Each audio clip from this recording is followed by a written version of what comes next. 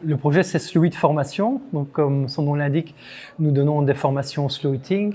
Le Slow Eating, c'est permettre aux gens de se chauffer avec d'autres comportements pour chauffer moins, mais les laisser dans le confort. Donc, nous donnons des formations au slow eating au grand public et nous avons également formé des formateurs au slow eating pour que la pratique puisse être plus largement diffusée en Wallonie. C'est vraiment monsieur et madame tout le monde, comme on peut dire, et les professionnels qui, eux, souhaitent donner ces formations au slow eating. Nous, ça nous a permis de financer, de créer ces formations et de les financer et de les donner. Et ensuite de pouvoir accompagner ces ambassadeurs pour pouvoir continuer à déployer la pratique Slow It, que ces formateurs puissent ensuite, eux, à leur tour, former des citoyens pour que cette pratique soit pérenne. On est 2. Nous travaillons pour une ASBL qui s'appelle Habitat et Participation. On est 17. Habitat et Participation a remis le dossier Rénovatex, c'est Habitat et Participation qui est porteuse du projet Rénovatex Slow It Formation. L'appel à projet a financé également une étude avec l'UC Louvain que nous avons publiée au mois de juin, justement sur ce que pouvait apporter aux citoyens d'être formés au slow eating.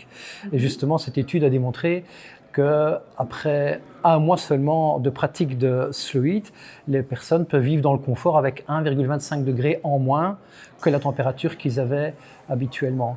Et donc le public qu'on a eu dans un premier temps était des personnes quand même assez motivées, disons, vraiment des gens qui étaient déjà sensibilisés, mais on a quand même eu un public très très large. En gros, l'étude des personnes qu'on avait, c'est pour ça qu'on pense que c'était déjà des personnes assez impliquées. Les gens se chauffent en moyenne à 18 degrés, ce qui est quand même assez peu.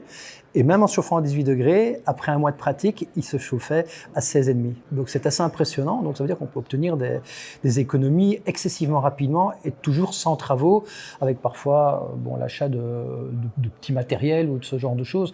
Nous on dit toujours, nous on parle en centaines d'euros quand il faut faire des investissements, on n'est jamais dans des milliers d'euros.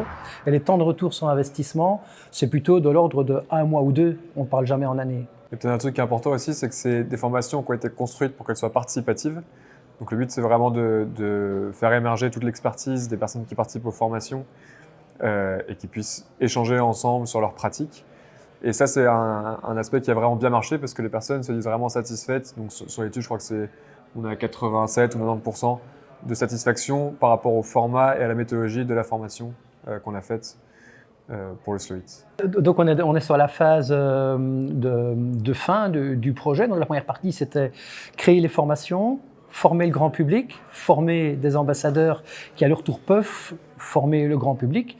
Et là maintenant, on est dans la phase où on aimerait pérenniser nos formations et on est à la recherche d'un modèle qui va nous permettre de fonctionner sans Rénovatex et passer d'un modèle gratuit à un modèle payant. On se rend compte que c'est très très compliqué. Donc clairement, on est dans la phase où on cherche des partenaires, qu'ils soient publics, privés ou des financements pour poursuivre. Et c'est que ça, quand on dit que Rénovatex était là, heureusement qu'on a eu Rénovatex pour créer ces formations, sinon elles n'existeraient peut-être pas.